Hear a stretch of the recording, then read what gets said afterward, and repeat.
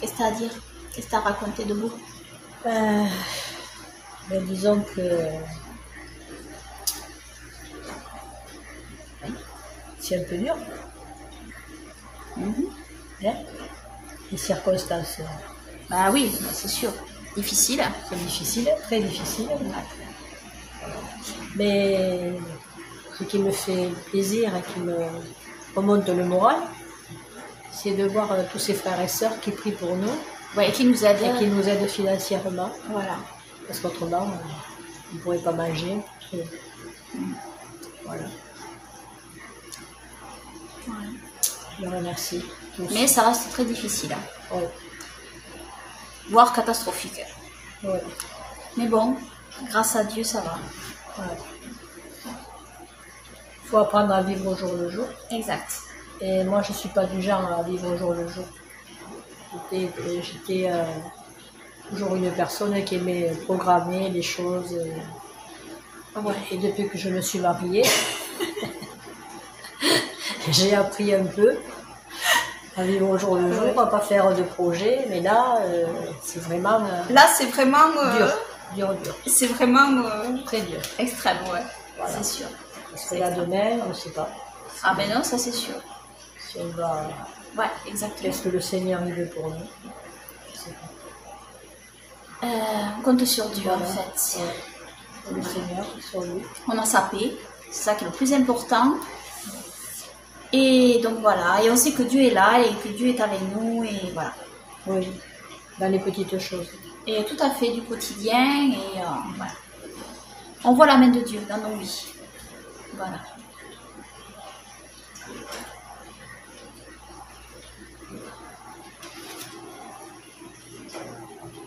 Non, mais merci à tous ceux qui ont fait des dons, hein, qui continuent à nous aider financièrement. Ouais. Et donc voilà. Et même ceux qu'on ne connaît pas, parce qu'il y en a beaucoup qu'on ne les connaissait pas. Oui, eux ils nous connaissent sur Internet, mais nous on ne les connaissait pas particulièrement. Mais voilà, c'est très très gentil, et les lettres aussi que certains nous envoient nous font plaisir, nous font chaud au cœur. Ouais. Donc voilà. On se sent moins seul. Voilà, exactement. Même si c'est pas suffisant, on ne reçoit pas assez en fait, il faut dire ce qui est. On ne Oui, reçoit parce pas assez. qu'on ne peut pas payer le loyer. Voilà, exactement. Il y a 3 mois qu'on n'a pas payé. Ouais, exactement. Et donc là, c'est catastrophique, mais au moins ça nous permet de manger. Voilà. De payer le... Et de payer l'électricité et Internet, en fait. Voilà. Et encore là, on est en été, donc ça va mieux pour le chauffage. On n'a pas besoin de mettre le chauffage. Oui. C'est un peu moins cher. Voilà. Mais bon. Voilà. Et on espère que pour vous, ça va. Oui. Voilà, on prie pour vous On aussi. prie pour tous ceux qui Parce nous disent... qu'on n'est pas les seuls à avoir des problèmes, on en est bien conscient. Hein. Ouais. Il y a plein d'autres personnes qui ont des problèmes aussi, financiers et d'autres problèmes. Maladies, etc. Et grâce à Dieu, nous, ça va au niveau de la santé. Donc ça, c'est très important aussi. Hein. Ça nous permet aussi, cette situation, de connaître aussi les besoins des autres. Exactement, voilà. Et de prier les uns pour les autres. Ça, c'est extrêmement important. Voilà. Et Dieu est notre force et notre paix. Voilà. Même dans la tempête. Parce que quand Dieu est dans le bateau, tout va bien. Même en pleine tempête. Parce que vous pouvez être dans un bateau avec la mer calme, mais si Dieu n'est pas dans le bateau, ben vous êtes très mal en réalité. Parce que tout peut paraître calme, mais en réalité, il y a une tempête que vous voyez peut-être pas arriver et qui va tout emporter. Donc voilà, ce qu'il faut, c'est que Dieu soit dans le bateau, que la mer soit calme ou agitée ou en pleine tempête. Il faut que Yeshua soit dans le bateau en fait.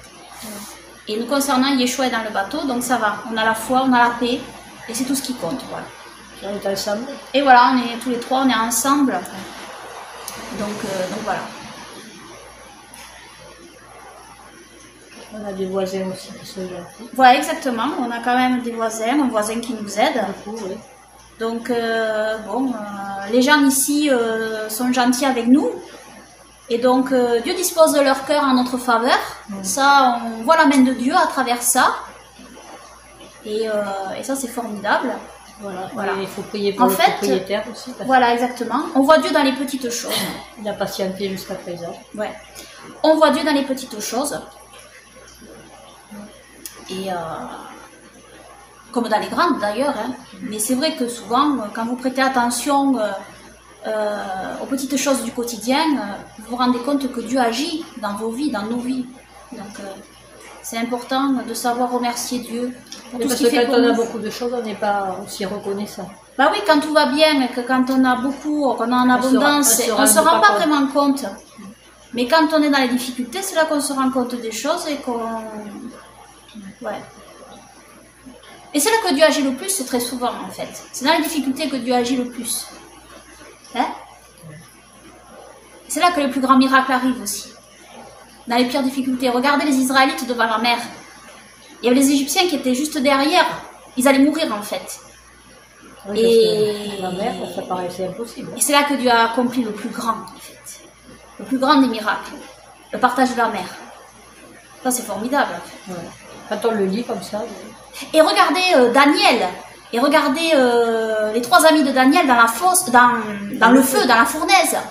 Eux, c'est encore pire que devant la mer. Eux, ils ont été dans le feu.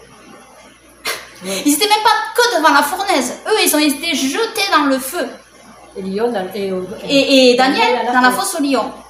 Eux, ils étaient dedans, en fait. Ils étaient... Normalement, ils auraient dû mourir. Eh bien, ils ne sont pas morts. Voilà, grâce à Dieu.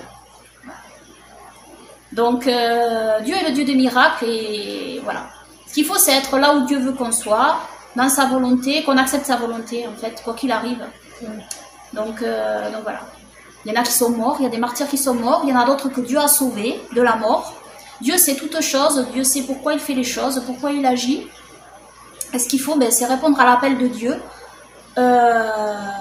Dans nos situations respectives, faut qu'on fasse la volonté de Dieu, chacun selon le plan que Dieu a pour nous.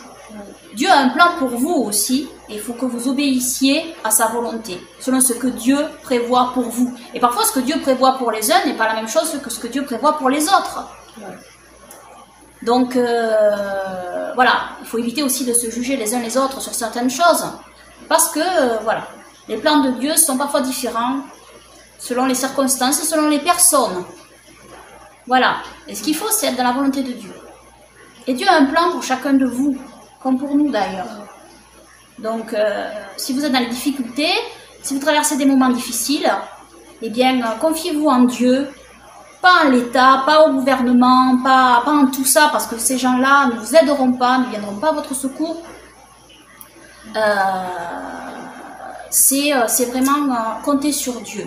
Voilà, comptez sur Dieu. Et Dieu peut se servir de personnes aussi pour vous aider, bien évidemment. Dieu peut se servir d'autres personnes pour vous venir en aide aussi. Il peut se servir de personnes qui sont son instrument aussi, pour vous aider, pour intervenir dans vos vies. Bien sûr, ça, c'est incontestable. Mais voilà, je veux dire, ayez foi en Dieu parce que Dieu est là et Dieu a des myriades d'anges qu'on ne voit pas.